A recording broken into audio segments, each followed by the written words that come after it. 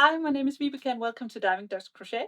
Today I'm going to show you yet another scarf tutorial, and if you want to see all my other scarves, then go ahead and check out the playlist on my channel page. So today I want to show you how to crochet this thing, which is very versatile. You can use it as a huge scarf. You can see it's very big, and you can use it as a snood, which is very in right now, or you can even use it as a wrap around your body. You can see it has a lot of give, so it can reach around your body, around the arms. You can do this only by following this tutorial, but if you prefer to follow a written pattern, I will of course leave a link for that down below in the description. But let me show you how to crochet it. First, a little about the materials. For the yarn, I have used this very cheap acrylic yarn I found in a wood store. So I thought I will make something fun of that. So I'm working with 3 strands together. It feels like a lightweight 3. So if you put them together and work as one, it will be the same as a super bulky weight 6. So you can use any other yarn in the same weight. A super bulky weight 6 as a single strand, or 3 strands together with a lightweight 3. It doesn't say a lot on the brand right here. This is what it is. But it's a lightweight 3. I know that with my experience. I will of course write down in the description how much yarn I used of this. I used a 7mm hook for this, and some scissors, and a pretty big tapestry needle. So first I put my 3 strands together with the lightweight yarn. Then I make a slip knot. So make a loop with the yarn, take the long end of the yarn behind the loop, grab it from the middle with your hook and pull. And then I chain 60. So yarn over, pull through 60 times. 2, 3, and so on until you have 60 chains in total.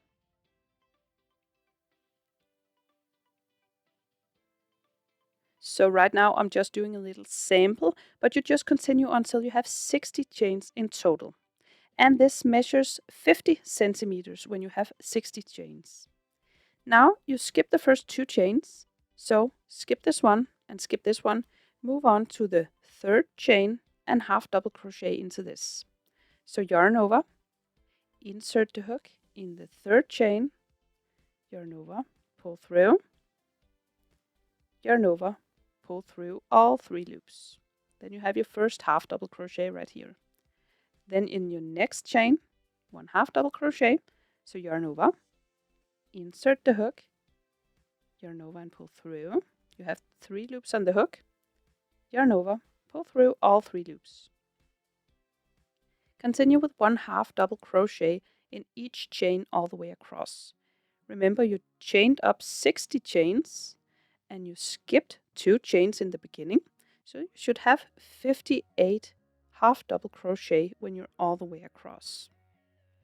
I'm just doing a little sample, so of course mine is a bit shorter, but yours should measure about 50 centimeters when you're across.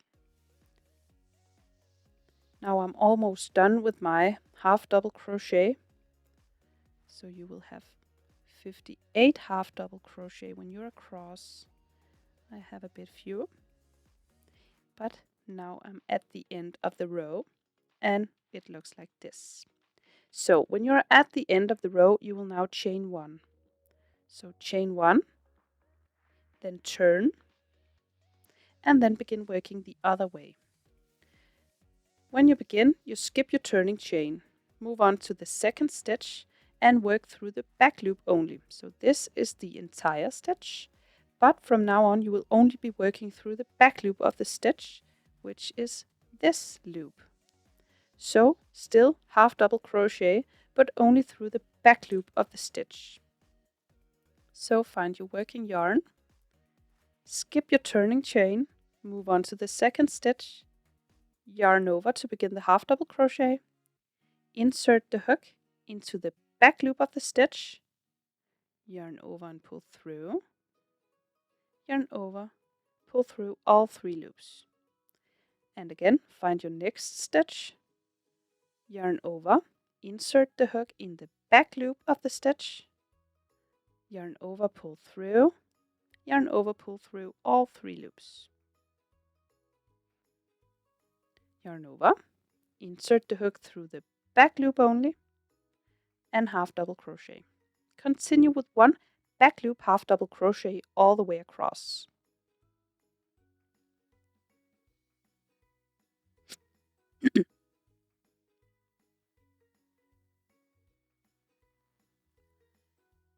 When you're all the way at the end, it might be a good idea to use a stitch marker, because with the back loop half double crochet sometimes it's a bit hard to see the final stitch. It hides down here sometimes. So remember your final stitch. Either count your stitches on each row or use a stitch marker. So now you chain 1 and turn the row and repeat the same step. So repeat this row you just did. Skip your turning chain, move on to the second stitch, back loop half double crochet into this. And again, yarn over, back loop, half double crochet. And continue with one back loop half double crochet all the way across. And then you'll just repeat this row again and again until it's wide enough.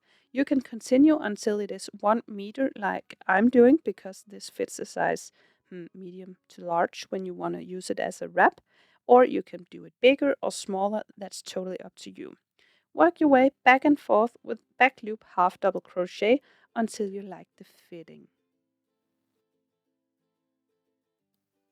Now I have 76 rows, and this measures 1 meter long, so 100 centimeters.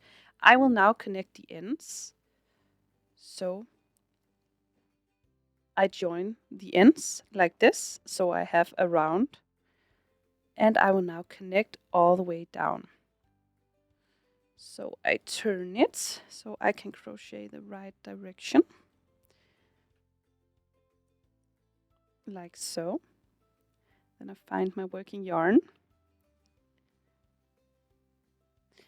and put the 2 layers together like this, and then I crochet through both layers. So I put the stitches on top of each other, and then I crochet through both layers. So the first stitch, I will insert the hook through both layers like this, then grab the yarn, pull through,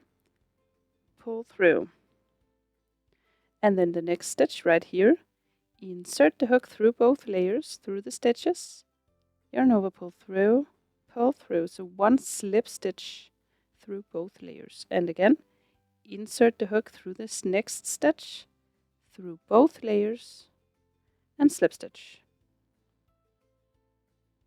and again through both layers and slip stitch. Continue like this all the way across until it is joined all the way.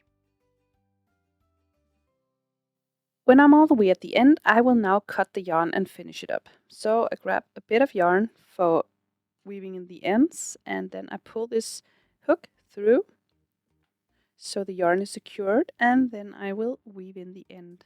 So I just take my tapestry needle and then start weaving, and I will weave on this side because this is the wrong side. I will turn it in a minute when I'm done weaving.